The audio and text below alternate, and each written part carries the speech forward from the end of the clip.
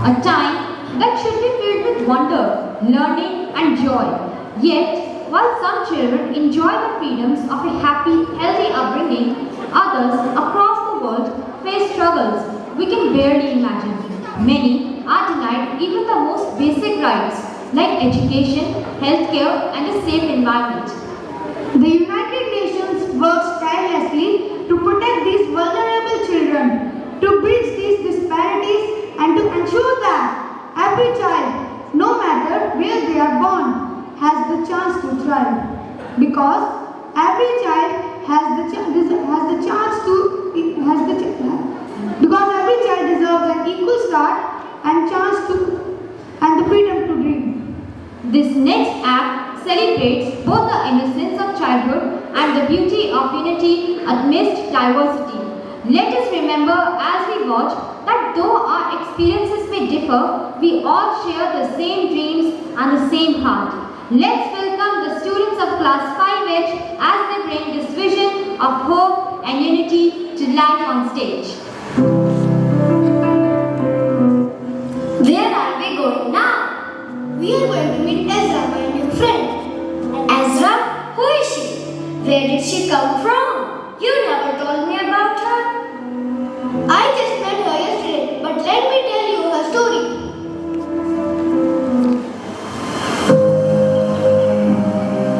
Once upon a time, in a land where trouble ruled, a little girl searched for hope, for life, for school. With just a school bag on her back, she ran towards the river, but she could hear them all around her. What pain would they relieve? Her heart pounded faster than she knew she'd have to fight. So she grabbed a ruler from her bag and she fought with all her might.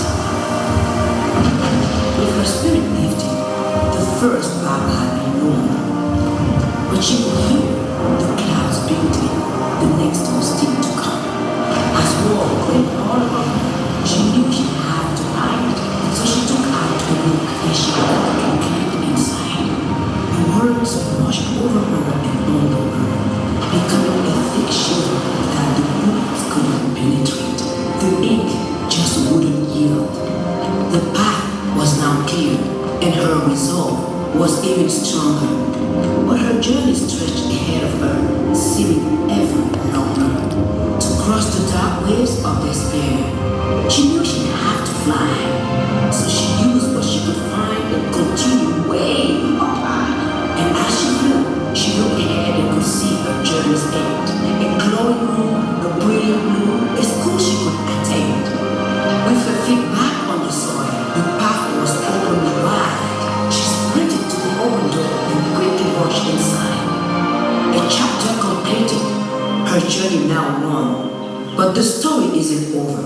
In fact, it's just begun.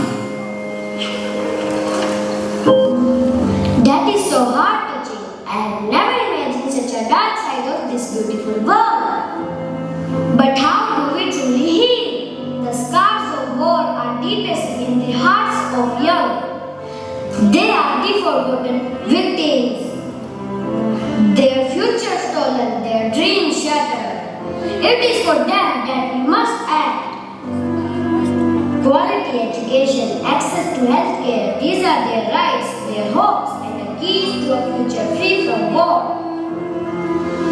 How can we expect peace to thrive when children are left behind, lost to the darkness of conflict? In the rubble of war-torn cities, there is no hope if we do not provide them with the tools to rebuild. Education is their beacon, their guide out of despair. Healthcare is their lifeline. These are not luxuries, they are the very foundation of a peaceful world. In every child, denied a classroom, a doctor, a future, we plant the seeds of future conflict, but when we nurture them with knowledge and well-being, we plant the seeds of peace. This is where the real battle begins, the fight for their futures, for their right to thrive despite the shadows of war that linger around them. Yes, I agree. If we want peace to endure, it must live in every village, every school, every child's heart. Our work begins there with the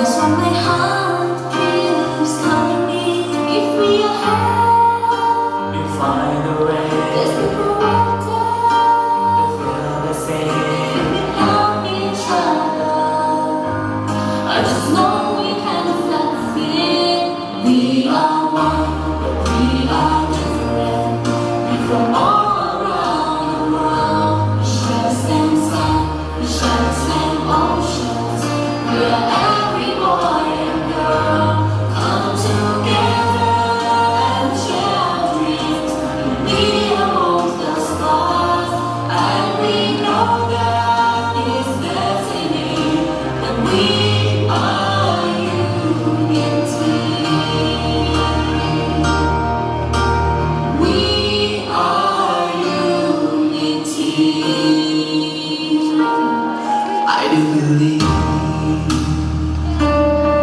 Oh, I believe in destiny. It's up to me to make it into reality. Give me a hand. Let's find a way. Let's never say. If we help each other, I just know we can succeed. We are one, but we are different. We're from all around the world. We share the same sun, we share the same oceans. We are every boy and girl. Come together, our dreams. We above the stars, and we know that it's destiny. That we are unity. No matter where you from or who you are, if we can find common place to be, that we are friends.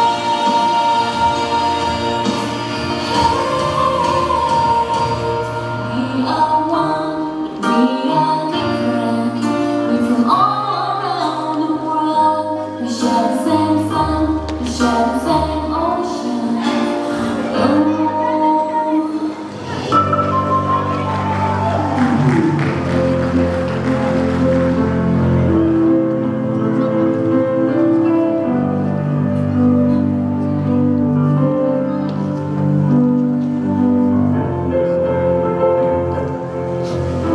Hi, can you tell me where am I?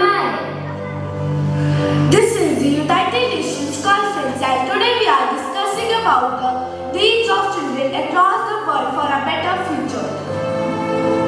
Ladies and gentlemen, we gather here not just as diplomats, but as guardians of the future. The children of the world, whether in war zones, impoverished regions, or destroyed by the crisis, are waiting for hope, waiting for change, waiting for us to act. Today, the United Nations recommits itself to the most fundamental rights of every child: quality education, healthcare, and the dignity of a safe future. I have been in the field for over a decade, and the faces of the children I have met haunt me. In Syria, I met a girl, barely 10, who had never been to school, her life torn apart by conflict. In Yemen, a boy lost his parents to disease because there were no doctors, no medicines. Yet, even in the darkest places, these children carry hope, a dream of classrooms, of books, of healing. The UN is their lifeline, and we must make sure that lifeline doesn't break. Indeed, in conflict zones and refugee camps, the UN works tirelessly to build schools, provide teachers, and deliver essential healthcare services. But it is not enough. We need to do more. Every child deserves the chance to learn, to grow, and to heal.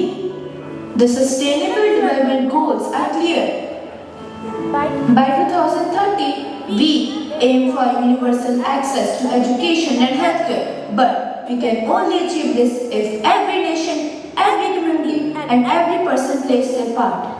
I come from a place where the sound of bombs was more common than the sound of teachers. I didn't know what a real classroom looked like until the UN built one in our camp. Now, I can read, I can write, and I dream of becoming a doctor one day to help others like me. Your story is the story of millions, but still, many are waiting for the first classroom, for the first textbook. The UN provides, but the world must support these efforts financially, politically, and morally. Without global solidarity, we risk failing an entire generation. The United Nations has built thousands of schools, trained teachers, and provided healthcare across the globe. But the work doesn't stop at building. We must ensure that these facilities remain accessible, that the education is of quality, and that healthcare reaches every child. I lost my friend when I was very young. There was no hospital near us, no medicine for us when we were sick. But now, the UN doctor visits our village. They read medicine, they check on us. They make sure we are okay. I want to be a doctor when I grow up, to help other kids like me. These are not just stories, they are a call to action. The UN cannot do it alone. Governments, NGOs, and communities must join forces. We are working to ensure that children everywhere, no matter where they are born, have access to quality education and healthcare. Because when we educate the child, when we heal the child, we build a better future for all of us. The world must realize that education and healthcare are not privileges. They are the basic human rights. And in every war-torn street, in every refugee camp, in every remote village, the UN is there, fighting to give these children the future they deserve. But we need more hands, more hearts, and more voices in this fight. Every classroom we build, every vaccine we administer, every book we hand a child. It's an investment in peace, in progress, and in the future of a shared humanity. Today we renew our commitment to ensure that no child is left behind, for in their hands lies the future of the world.